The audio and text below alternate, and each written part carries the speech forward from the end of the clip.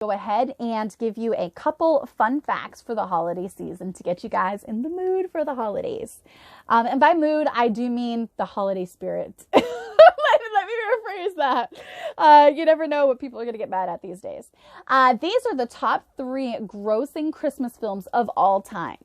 The Grinch, which has 511,599,000 plus in revenue. Home Alone, the first one, 476,700,000 plus. Dr. Seuss's How the Grinch Stole Christmas with 345,141,000 plus. And then a fourth one, honorable mention, is A Christmas Carol with 325,286,000 plus. And then some honorable mentions after that will include Elf, and a few others. And a little bit further down the list is Office Christmas Party, because it's that good. Fun fact, did you know that you can thank Coca-Cola for the fact that Santa Claus wears a red and white outfit? That's right, thank Coca-Cola. Before 1931, the Santa Claus was actually kind of scary, like almost nightmare worthy.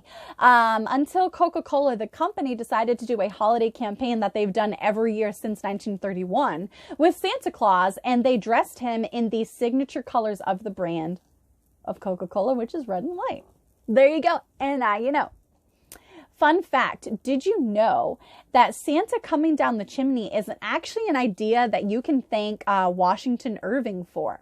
That's right. The same mind that brought you the legend of Sleepy Hollow is the reason why it is believed nowadays that Santa Claus comes down the chimney to bring presents to good little girls and boys. That's crazy. The guy who wrote The Legend of Sleepy Hollow. We can thank him. Fun fact, now you know. Apparently in 1812, he wrote a satirical short story called Knickerbocker's History of New York, where he described St. Nick as rattling down the chimney to bring his yearly presents to children. And it wasn't until 12 years later where 'Twas the Night Before Christmas actually wrote a similar idea and then also added a sleigh with reindeer. But they actually took that idea originally from Washington Irving's 1812 satirical short story. So the same guy that wrote The Legend of Sleepy Hollow is the reason why we think Santa Claus comes down the chimney at 3:30 outside little presents. Speaking of 'Twas the Night Before Christmas, did you know, fun fact, that no one actually knows who wrote it? It was originally called A Visit from St. Nicholas, and it was later referred to as 'Twas the Night Before Christmas. It was first published in New York in 1823, and it was anonymously mailed to the Troy Sentinel in New York.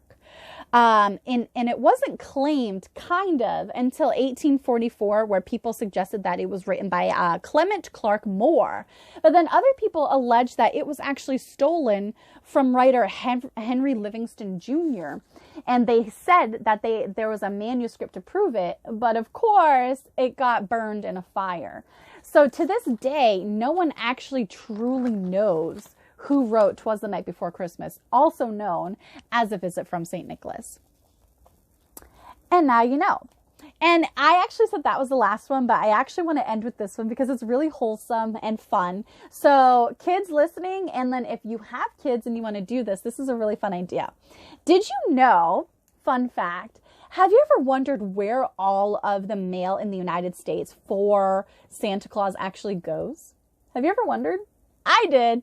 And now I know. And knowledge is power. So parents out there or kids watching this is something really, really fun that you can do.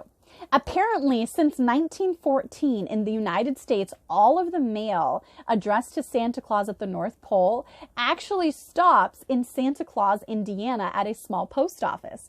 This is because it's much easier for Santa and his elves to get all the mail all at once and bring it back to the North Pole, where you will actually get a written letter in return. Isn't that really, really cool?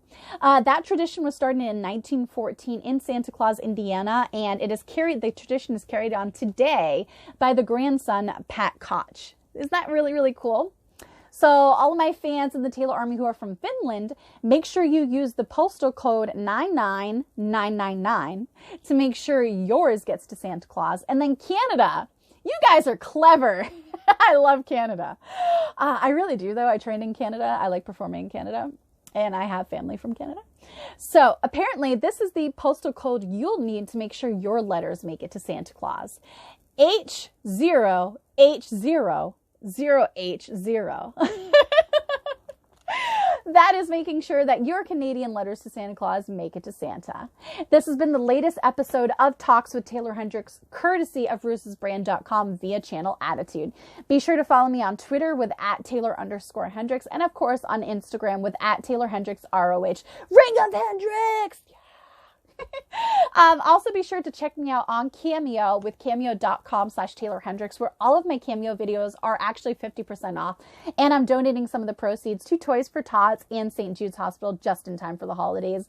There is nothing better than the gift of happiness, and that to me is just really, really amazing. And also be sure to follow me on my YouTube channel where you get clips of this podcast, updates from Hollywood, wrestling, and so much more with youtube.com/Taeler Hendrix. Until next week, everybody, talk soon.